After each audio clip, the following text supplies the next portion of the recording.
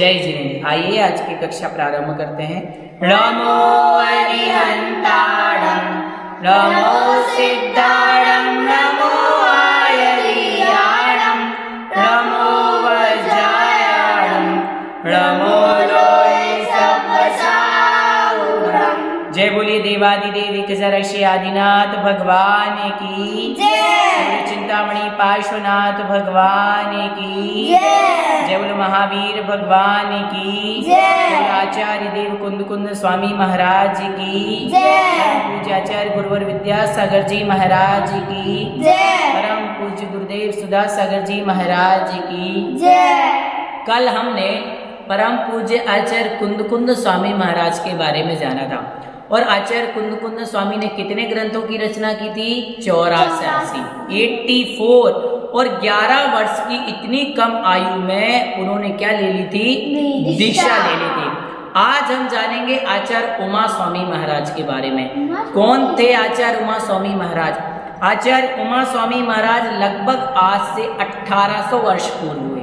कितने वर्ष पूर्व? 1800 वर्ष पूर्व दूसरी शताब्दी में हुए आचार्य उमा स्वामी महाराज। इनका विशेष परिचय तो शास्त्रों में प्राप्त नहीं होता है, फिर भी कहा जाता है कि 18 वर्ष की अल्प आयु में इन्होंने दीक्षा ले ली थी।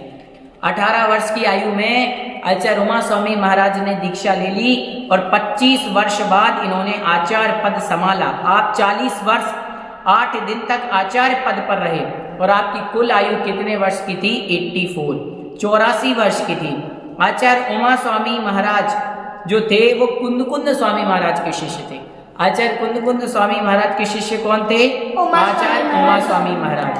और शिष्य मंडली के समान प्रतिभा संपन्न आपके अन्य शिष्य नहीं थे। आपके पास कई रिद्धियां थीं। आपके शरीर से स्पर्शित हवा और विष को भी अमृत बना देती थी।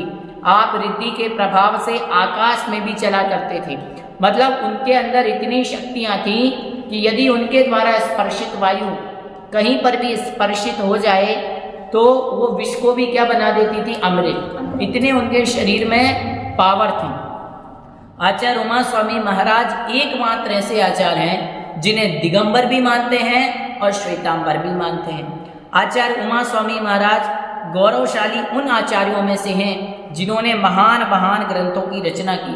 आचार्य उमा स्वामी महाराज ने सबसे बड़ा ग्रंथ जो जैन धर्म में सभी लोग मानते हैं, दिगंबर परंपरा में भी माना जाता है और श्वेतांबर परंपरा में भी जिसे माना जाता है, ऐसा पवित्र ग्रंथ तत्वार सूत्र जी आपके द्वारा लिखा गया। आचार्य उमा स्वामी महाराज की जो तत्वार सूत्र रचना है यह अजर अमर है और तत्वार सूत्र ग्रंथ के ऊपर अनेक आचार्यों ने टीकाएं लिखी। आचार्य पूज्यपाद महाराज ने सर्वासिद्धि नाम की टीका इसी के ऊपर लिखी गई है। यह जैन ग्रंथों की गीता, बाइबल, कुरान जैसे कि अनेक ग्रंथों में, अनेक संप्रदायों में कोई गीता को मानता है, कोई कुरान को मानता है, ऐसे ही जैन धर्म में सबसे ज्यादा मानने वाला जो ग्रंथ है वो कौन सा है? तत्वार सूत्र। तो ऐसे आचार्य उमा स्वामी महाराज थे जिन्होंने, उमा स्वामी महाराज को इतना ज्ञान था और संस्कृत के प्रकांड विद्वान थे। किसके प्रकांड विद्वान थे? संस्कृत के। और उन्होंने जो तत्वार सूत्र नाम का ग्रंथ लिखा वो संस्कृत में ही लिखा। उसमें उन्होंने सूत्र लिखे, एक एक छोटे छोटे सूत्र लिखे। सूत्र मतलब जो होते हैं छोटे लेकिन अर्थ जिनका होता है विशाल। तो उसमें ऐसे छोटे छोटे सूत्र हैं लेकिन उसका अर्थ इतना विशाल है कि उस ग्रंथ को समझने के लिए अनेक बड़े बड़े ग्रंथ लिखे गए। इसीलिए आचार्य उमा स्वामी महाराज किनके शिष्य थे? आचार्य कुंद कुंद स्वामी महाराज के। और उन्होंने कितने वर्ष की उम्र में दीक्षा ली थी?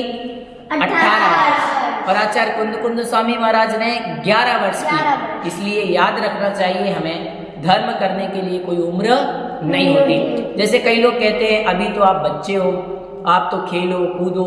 अरे भैया 11 वर्ष की उम्र में आचार्य उमा स्वामी महाराज के जो गुरु थे आचार्य कुंद कुंद महाराज, उन्होंने दीक्षा ले ली थी। समझ गए? तो अभी हमारे लिए ये मनाही नहीं है, खेलो कूदो सब करो, लेकिन जो आचार्य भगवंत ने इतने सारे ग्रंथ लिखे वो किसके लिए लिखे? हमारे लिए तो लिखे। और हम नहीं पढ़ेंगे तो कौन पढ़ेगा बताओ? यदि हम हमारे आचार्यों के द्वारा लिखे ग्रंथ नहीं पढ़ेंगे तो कौन पढ़ेगा? इसलिए हमें अपनी लाइफ में एक बार तो वो ग्रंथ जरूर पढ़ना चाहिए। तो आपको आचार्य उमा स्वामी महाराज के बारे में आ गया समझ में, आचार्य कुंदकुंद स्वामी महाराज के बारे में आ गया समझ में। चलो अब आपका कोई प्रश्न है किसी का? हाँ भैया जी, यदि हमें ज्ञान बढ़ाना हो तो हम क्या करें? बहुत अच्छी बात है। यदि आप लोग भी चाहते हैं कि आचार्य कुंदकुंद महाराज और आचार्य उमा स्वामी महाराज जैसा ज्ञान प्राप्त हो, तो उसके लिए जैसे आचार्य कुंदकुंद स्वामी महाराज ने ग्वाले की पर्याय में ज्ञान दान किया था, वैसे ही हमें क्या करना होगा? शास्त्र दान करना पड़ेगा, ज्ञान दान। कभी भी पेन को मुंह में नहीं खाना, कभी भी जिनवाणी की पेन पेंसिल, ये सब ज्ञान के साधन हैं, इन्हीं से तो आप ज्ञान प्राप्त करते हो। स्कूल का बैग है उसको कभी पैरों में नहीं फेंकना, पेन को कभी जमीन में नहीं फेंकना, पुस्तक को कभी पैर नहीं लगाना, रिस्पेक्ट करना। और जो आपसे बड़े हैं, जो आपके टीचर्स हैं, उनकी रिस्पेक्ट करना। और जो आचार्य भगवंतों ने ये ज्ञान दिया है, इसकी रिस्पेक्ट करने से ऑटोमेटिक हमारा ज्ञान बढ़ेगा। और कभी भी कोई पढ़ रहा हो तो उसको डिस्टर्ब नहीं करना, समझ रहे हो? कभी भी कोई पढ़ रहा हो, अध्ययन कर रहा हो तो उसको डिस्टर्ब नहीं करना। यदि डिस्टर्ब करोगे तो हमारा ज्ञान खत्म हो जाएगा। और कोई गरीब बच्चे हैं जिनको पढ़ाई के लिए ज़रूरत है, मान लो कोई ऐसा होता है आपकी क्लास में कोई पढ़ नहीं पाता या किसी को कुछ नहीं आता, तो हमें उसको भी बताना चाहिए, क्योंकि ज्ञान छुपाने से नहीं बढ़ता, ज्ञान सबको बताने से बढ़ता है। जितना ज़्यादा आप सबको पढ़ाओगे, बताओगे, उतना आपका क्या बढ़ेगा? ज्ञान बढ़ेगा। समझ गए? अब देखो, आप लोगों ने पूर्व में अच्छे कर्म किए तो आपको ये जिनवाणी पढ़ने मिल रही है, आगे अच्छे काम करोगे तो और जिनवाणी पढ़ने को मिलेगी। समझ में आ गई ये बात? और किसी को कुछ पूछना है? हाँ भैया जी, तत्वार सूत्र ग्रंथ की रचना कैसे हुई? तत्वार सूत्र ग्रंथ एक बहुत ही प्रचलित ग्रंथ है।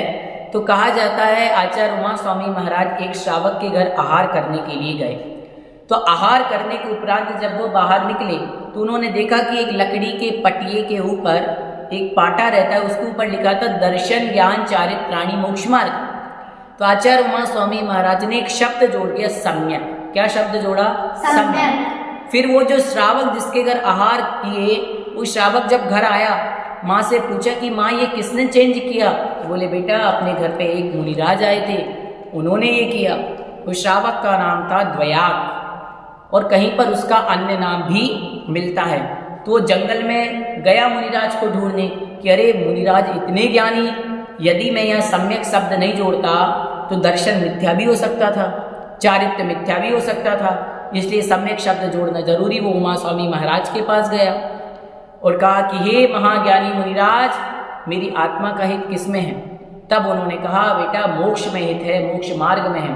तब उन्होंने उपदेश दिया आचार्य उमा स्वामी महाराज ने, मोक्ष मार्गस्य नेतारम भेत्तारम कर्म भूभृताम ज्ञातारम विश्व तत्वानाम वंदे तद्गुण लब्धये। तो कहा जाता है कि वो एक एक प्रश्न पूछते गया और आचार्य उमा स्वामी महाराज एक एक सूत्र रूप में उत्तर देते गए। इस प्रकार से ऐसे विशाल ग्रंथ जिसमें अनंत अर्थ भरा पड़ा है, उस तत्वार सूत्र ग्रंथ की रचना हुई। तो आ गई सभी को ये कहानी समझ में? किसी की और कोई जिज्ञासा? हाँ भैया जी, क्या हम भी तत्वार सूत्र ग्रंथ पढ़ सकते हैं? बिल्कुल पढ़ सकते हैं, और हमें पढ़ना ही चाहिए। जब आप लोग ये 6 ढाला, भाग 1, भाग 2 आदि अच्छे से पढ़ लेंगे और आपको थोड़ा सा नॉलेज हो जाएगा, तब आप श्री तत्वार सूत्र जी ग्रंथ पढ़ सकते हैं। और पढ़ करके आप जानेंगे कि उसमें किस प्रकार से मोक्ष का वर्णन है और कैसे मुनि तपस्या करके, व्रतों को धारण करके मुनि बन करके मोक्ष जाते हैं। तत्वार सूत्र को मोक्ष शास्त्र भी कहते हैं। तो जिन्हें मोक्ष जाना होता है उन्हें यह मोक्ष शास्त्र पढ़ना बहुत ज़्यादा आवश्यक होता है। तो ऐसे उमा स्वामी महाराज जिन्होंने इतने बड़े ग्रंथ की रचना की, उनके चरणों में हम सभी नमस्कार करते हैं। कल आप सभी लोग अच्छे से याद करके आएंगे। मैं उमा स्वामी महाराज के बारे में आपसे पूछूंगा। सभी को जय जिनेंद्र।